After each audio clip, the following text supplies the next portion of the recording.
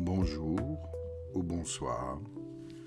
Aujourd'hui, la méditation est sur le fait d'observer toujours et d'analyser vos sensations, vos perceptions, afin de comprendre la conscience de soi. Et pour commencer, installez-vous confortablement.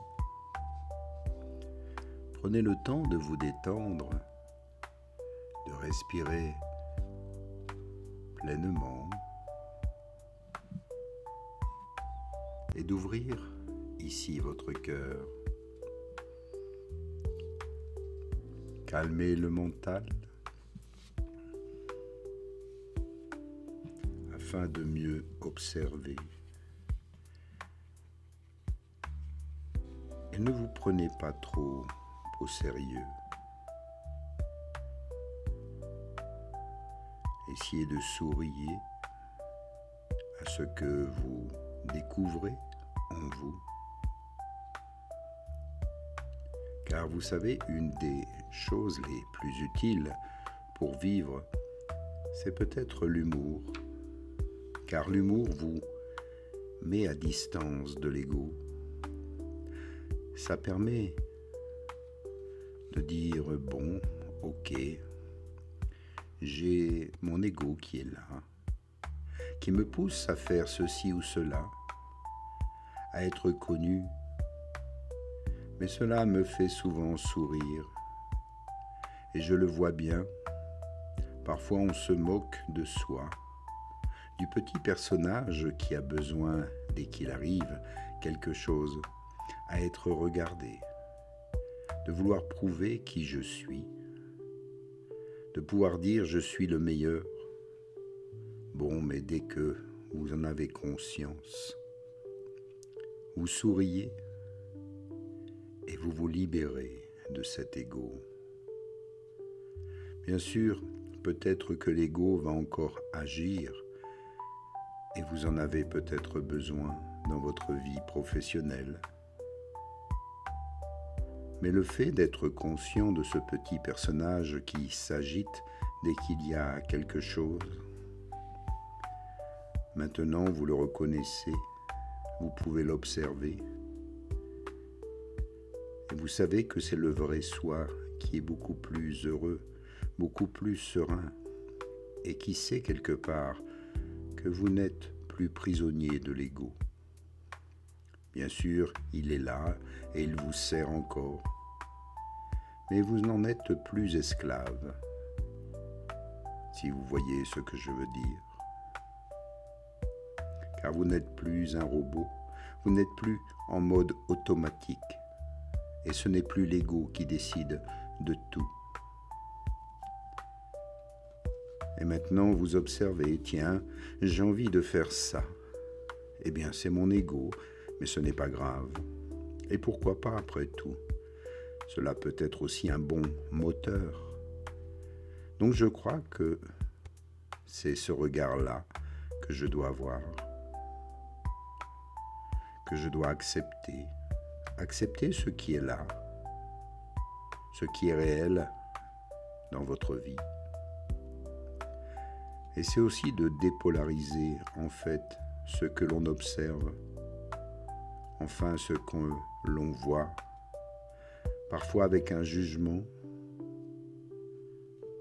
ou peut-être une croyance. On rend les choses factuelles pour pouvoir être dans l'action. La création connectée au soi, et puis aller sur justement les piliers de la sagesse. On peut alors recultiver donc cet amour dont on a besoin, tout en réintégrant une éthique. C'est un peu comme ça qu'on pourrait aussi voir les choses, justement pour cultiver cette sagesse dont je vous parle. J'aime bien l'idée de dire il faut prendre les choses de manière factuelle, sans aucun jugement, parce que ce sont les jugements de valeur que nous mettons sur les choses qui nous rendent souvent malheureux. Et vous savez, le bonheur et le malheur ne sont pas des causes extérieures. Ce sont simplement les événements qui nous arrivent.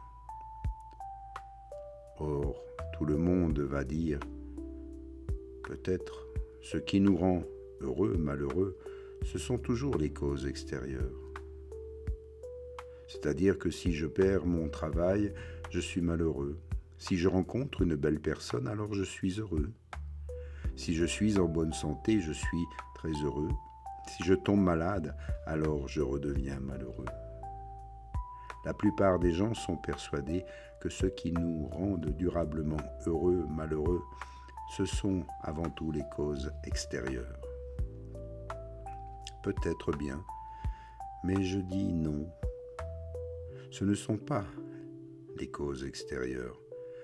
C'est avant tout le regard qu'on porte sur elles. Ce sont les représentations qu'on a du réel qui nous rendent heureux ou malheureux. Car vous pouvez avoir une personne à qui il arrive la même tuile dans sa vie. Et l'une va s'effondrer, l'autre pas du tout. Parce qu'elle va dire qu'au travers de cette difficulté, c'est peut-être une opportunité de comprendre quelque chose et de changer. C'est ce que l'on va appeler ici le détachement. C'est la capacité de prendre du recul sur les choses pour se dire « ce n'est peut-être pas ce que je voulais, ce n'est pas ce que je désirais. Ça peut bien sûr me contrarier, mais la vie m'envoie peut-être un message pour que tout change. Et voilà, à partir de ça, je vais peut-être changer de chemin, je vais peut-être aller ailleurs, je vais peut-être faire autre chose. » Et regardez, on a eu le Covid. Il y a pas mal de gens qui se sont posé des questions sur leur métier, sur leur lieu de vie. Ça a été un temps de recul avec la crise. Et vous savez, l'étymologie du mot crise en chinois, ce sont deux idéogrammes. L'un veut dire danger et l'autre opportunité. Eh bien, ils ont raison, les Chinois.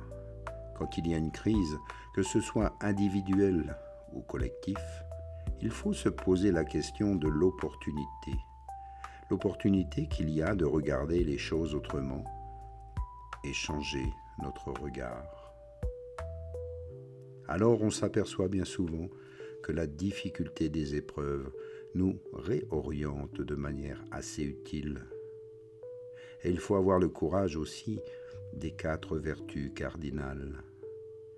Mais vous avez raison, ceci est intéressant parce qu'il y a 4 points cardinaux, comme il y a 4 vertus cardinales. Oui, c'est volontairement associé pour les anciens, bien sûr.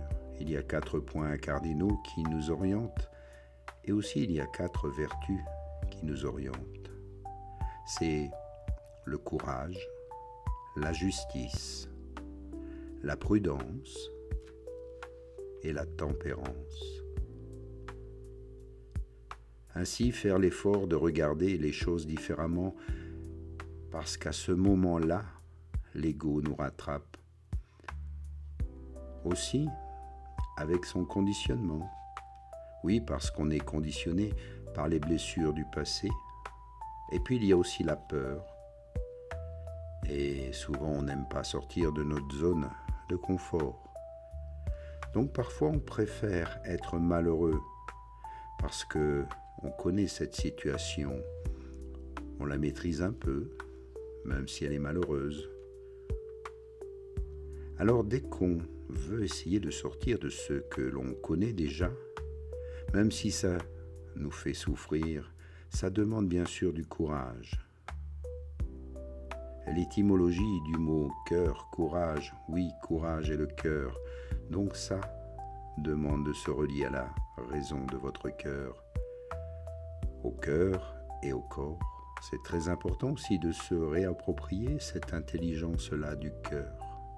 ce n'est peut-être pas facile. Alors on fait bien de parler d'intelligence du cœur. Parce que je le dis, les deux premiers piliers de la sagesse, c'est l'intelligence, donc la connaissance, et le cœur. Les deux sont totalement liés. Un jour, Jung rencontrait un grand chef amérindien qui lui dit ceci: « Le problème de l'homme blanc, c'est que vous êtes en train de détruire la planète parce que vous pensez avec votre tête. » Et Jung, bien sûr, lui a dit « Mais vous pensez avec quoi alors ?» Et l'Indien lui répond « On pense avec notre cœur. » C'est-à-dire qu'on filtre toutes nos pensées par le cœur, par l'amour. Et quelles sont les conséquences de mes paroles, de mes pensées, de mes actions pour les autres, pour mon environnement? Et ceci est capital. Mais c'est tellement logique en fait, quand on vous dit, et on vous le dit, parce que le cœur, c'est vraiment ce qui guide toutes nos actions. Et c'est pour ça qu'il faut toujours filtrer toutes nos paroles, nos pensées, nos actions, avant tout par le cœur. De toujours se poser la question: est-ce que ce que je fais va faire du bien ou du mal? À moi, autour de moi, dans le monde dans lequel je vis? Quelles sont les conséquences que ça va avoir pour les autres, pour l'environnement, pour les animaux? Et donc là, on est vraiment sur une sagesse ancrée d'abord sur le cœur, qui utilise la connaissance et qui ensuite prend des moyens. Ce que l'on appelle l'éthique, pour essayer de bien agir. Alors vous aussi, prenez-en conscience ici, maintenant. Passez toujours vos actions, vos pensées par le filtre de votre cœur.